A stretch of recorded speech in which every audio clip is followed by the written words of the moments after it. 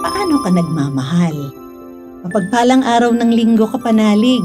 Ito po si Sister Rose Agtarap ng Daughters of St. Paul para sa mabuting balita.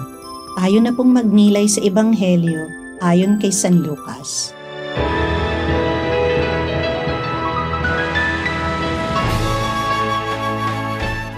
Habang naglalakad ang napakaraming tao na kasama ni Jesus, humarap siya sa kanila at sinabi, "Kung may dumating sa akin na di nagtatakwil sa pag-ibig sa kanyang ama at ina, at asawa, at mga anak, at mga kapatid na lalaki at babae, at maging sa kanyang sarili, hindi siya pwedeng maging alagad ko.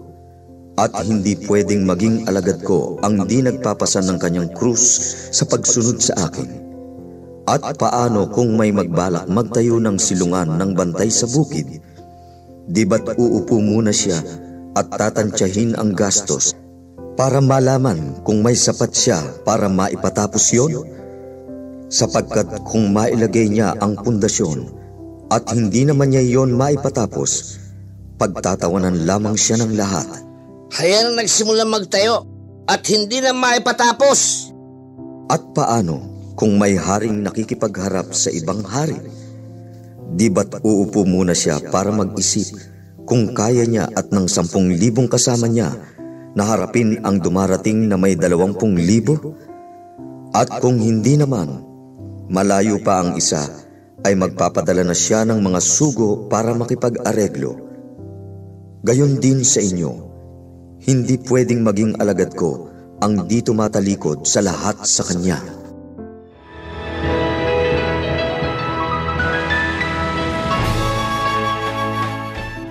Anong pagmamahal ang ninanais, nararapat at hinihingi ni Jesus? Ang pagmamahal na kayang magsakripisyo at kalimutan ang sarili.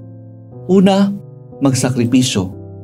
Ang taong nagmamahal, nagsasakripisyo. Ganito po yung pagmamahal ng ating mga magulang. Sabi nga nila, isusubo na lang, ibibigay pa sa mga anak.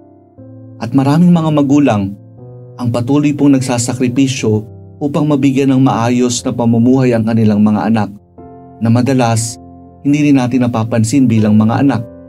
Hindi iniinda ang pagod, nagtitiis, nagsasakripisyo sa ibang bansa para sa kanilang mahal sa buhay. At ganun din, hindi ganap ang pagsunod kay Jesus kung walang pagsasakripisyo. At hindi ganap ang pagsasakripisyo kung hindi natin papasanin ang pang-araw-araw na krus. Ikalawa, kalimutan natin ang ating sarili. Kailangan po nating ialay at kalimutan ang mga sariling kagustuhan at pagsumikapang sundin lagi ang kalooban ng Diyos. Mahirap unahin ang iba, lalo na't palaging nakatuon sa sarili ang tinuturo sa atin ng mundo. Selfie, iPhone, iMessenger, i1TV, etc. At palaging sarili na nagpapalayo rin sa iba. Pinapaalala ng Ebanghelyo ngayong araw na ituon ang ating sarili sa halimbawa ni Jesus. Kalimutan niya ang sarili at palaging inuna ang kapakanan ng iba. Kaya kapanalig, ito ang hamon upang maging mabuting alagad ng Panginoon. Huwag mapagod na magsakripisyo at huwag matakot na kalimutan ang sarili. Hindi lang po ito isang beses, gagawin natin ito ng paulit-ulit. At sa bawat araw ng pagsasakripisyo at paglimot natin sa ating sarili, dahil sa ating pagmamahal sa kapwa, sa di kalaunay masasanay din tayo at mabubuo ang ating pagkatao, ang tunay na Kristiyano. Amen. Mga kapanalig, maraming salamat po sa inyong suporta sa aming misyon, lalong-lalo na sa mga donors at sponsors ng programang ito.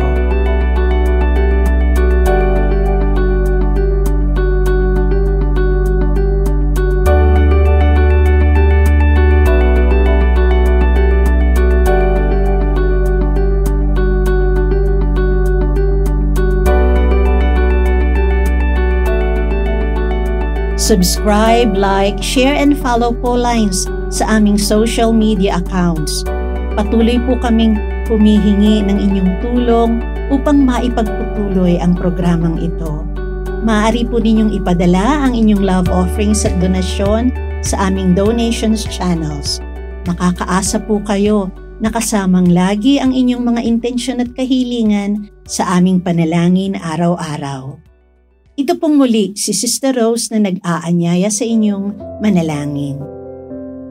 Mga Arkanghel San Miguel, San Gabriel at San Rafael, hinihiling namin ang inyong makapangyarihang pamamagitan sa harap ng trono ng Diyos Ama sa langit.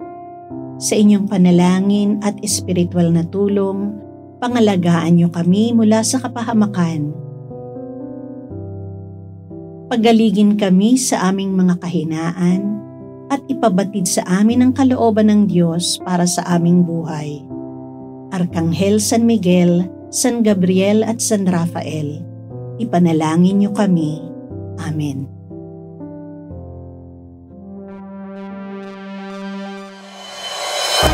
We are here to provide a new way of communicating and proclaiming the gospel.